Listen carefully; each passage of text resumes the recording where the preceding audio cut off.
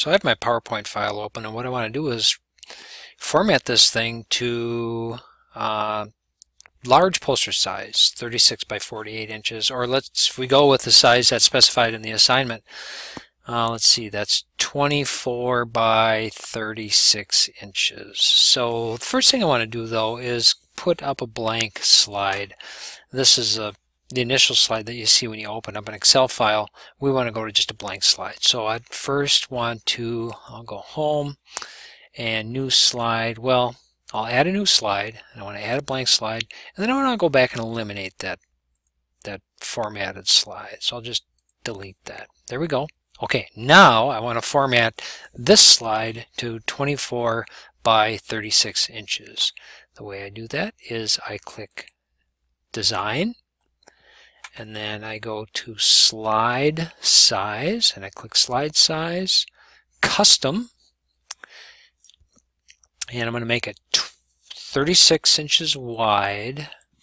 So we'll say 36 there, and we'll make it 24 inches tall, 24, and click OK. And I'm never sure which one of these to choose. I just pick and sure fit, and there it is. I have a slide that's 24 inches tall and 36 inches wide. You can verify this for yourself because there's this grid on here, and this grid actually shows each square is an inch, 1 inch by 1 inch, so you got 36 of those in this direction and 24 of those in that direction. And the other thing you can see is that there's a ruler in the vertical and horizontal direction, and the ruler is showing you inches. A 0 point will be in the middle, and it goes 12 inches up, 12 inches down from the 0, 24 inches, and then the same thing on the horizontal, 18 inches on either side of the 0 line, 18 and 18 being a 36. If you don't have the grid line or those rulers, you might have to add them in. So not all Excel versions automatically do this. To add them in, let's see here where that is, under View, I think. Here we go, Ruler and Grid Line. So you see if I undo Ruler, the ruler goes away. If I select the grid lines go away. But it's nice to have them in because it gives you kind of a reference frame. So this is my blank poster. Size of the poster size to the size of the poster that you're going to need. I'm going to click Home, and I'm going to add in, just to show you how this works, I'm going to put in a text box. So anytime you want to type text into PowerPoint, you have to add a text box. So I'll just add a text box on the very top, and my natural disaster is a bad volcano. There it is. I'll center that, so I'll just put that in the very center, make it bold, and you can see that the font size here says 51.8. So that's pretty big font, and you can verify that for yourself, you know, that this really is a big poster. Say you wanted to test this out, and let's put it down to the normal size font that you see on a page. That's 20 font. Look at how little that is. So this is a big frame that we're working with. The other way to test yourself on it is to go to the very bottom where it gives you the percentage. Let me pull this down a little so we can see this. That little scale on the bottom is set on 34%. If I raise that number up to 100%, well, then you're seeing as it is in actual size. And when it's at 100%, this dimension should truly be about 100. Should be about 1 inch by 1 inch. But now this is 20 font. We want to put that back up to whatever it was. It was around 50 font. There it is at 54, I think. And you know, that gives you a better idea of what the actual size is. So now I can just start building my poster. I can add pictures. I can add text. Let's put it on a size we can work with. I'll put it down to around there, 53%.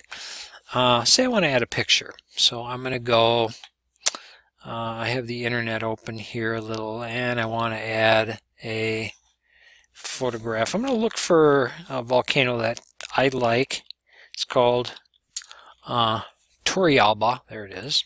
That's a volcano in Costa Rica, and I want to find a nice picture of Turrialba volcano. So I'll go to images, and oh, there's lots of nice pictures. It erupted recently, as a matter of fact. Just in March it erupted, middle of March over spring break, and it looked like that. There's that Turrialba eruption. And so say I want to insert on my poster. I just copy it, copy the image, go back to my poster, and I paste that image, and there I go. I got Turrialba volcano on my poster, ready to go. That's a nice, crisp, kind of a high resolution image, but when you stick it on your poster, you can see what size the image is just by looking at the number of squares it occupies. So in this case, I'm looking at an image that is 1, 2, 3, 4, 5, 6, 7.5 inches tall by 1, 2, 3, 4, 5, 6, 7, 8, 9, 10, just about 11.5 inches long. It's just about the size of a page, like a normal sheet of paper, which is kind of a big image. You can see it's kind of occupying a large area of the poster, so maybe you'd want to shrink that down a little or something like that. It's important when pasting images to look at the resolution of the image.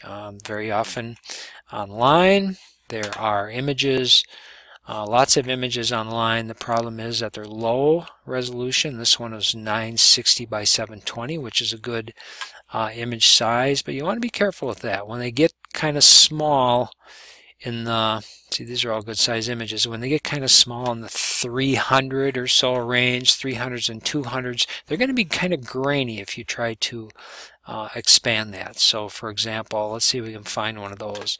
8, 10, 4, 9. Maybe we're not going to be able to find one. Here's 259 by 200, 300. Here's 259. Let's try this one. Oh, this is an old photograph anyway. What's this one here? View image. Yeah, I bet you this one here, if we, yeah, see, that's like almost like a thumbnail. If we copy this and paste it onto our poster, we would really not be able to use it. If we tried expanding it, it would look very grainy and out of focus, and it would be kind of useless. So you want to look at you always want to pay attention to the resolution of the image. After all, with these posters, the assignment is to make something that is graphics rich. So the graphics you use, you want those graphics to improve your poster and improve the score you get on your poster, and you don't want to use something that's actually going to degrade your poster or bring the grade down.